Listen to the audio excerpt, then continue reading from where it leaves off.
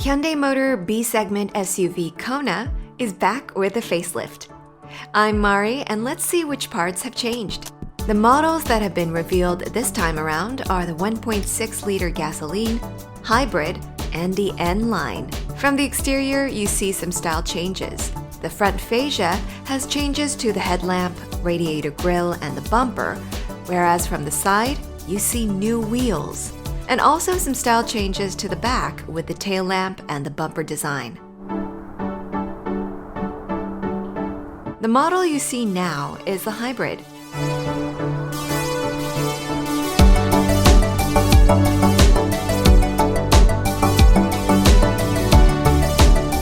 And this one is the N line. And as for the N line, which I have a lot of expectations for, you have the cladding that is painted in the same color as the body. But here, the air vents on the bonnets, those are fake. The headlamps operate like this.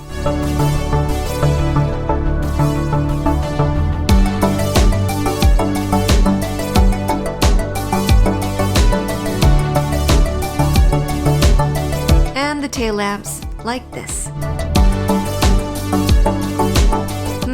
But just like the other SUVs from Hyundai Motor, the turn signal indicator is way down below. Some of our viewers really won't like that.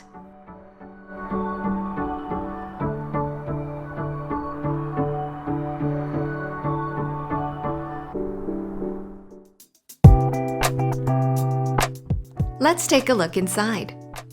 The overall layout is quite similar from before, but you do see some styling changes on some of the buttons. The shape of the wings on the air vent have changed, and the buttons to switch drive mode are no longer buttons, they're the rotary. I think a lot of you will be really glad to see some of these changes indoors, especially with the digital dashboard and the center display. The digital dashboard and center display are both 10.25 inches, but once you change the drive mode, you see the changes here.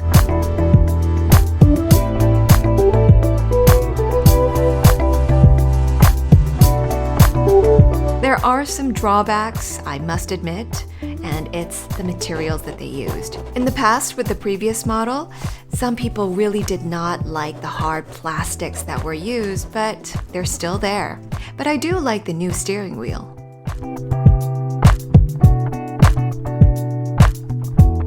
Let's take a look inside some of the other models. The one that you see now is a hybrid. The hybrid doesn't have the change button for drive mode. It will only have the sports mode in which you can shift and pull the gear, and also the eco mode. And now this is the N line. The N line has inserts in red, all these highlights, as well as a different design for the steering wheel and the gear knob.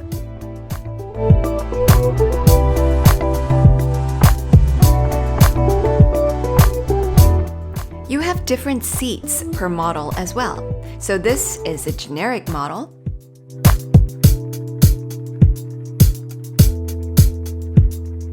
This one is the hybrid.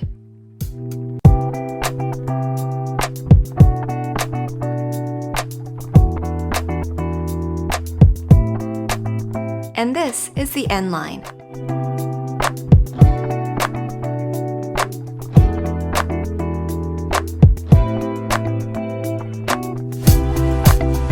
What's really interesting is if you look at the second rows, only the hybrid model has a super low center tunnel. That's cool. The trunk has a capacity of 361 liters, and at the bottom of the trunk, you have a little bit of space where you can store stuff and also a tire repair kit. And if you fold the seats,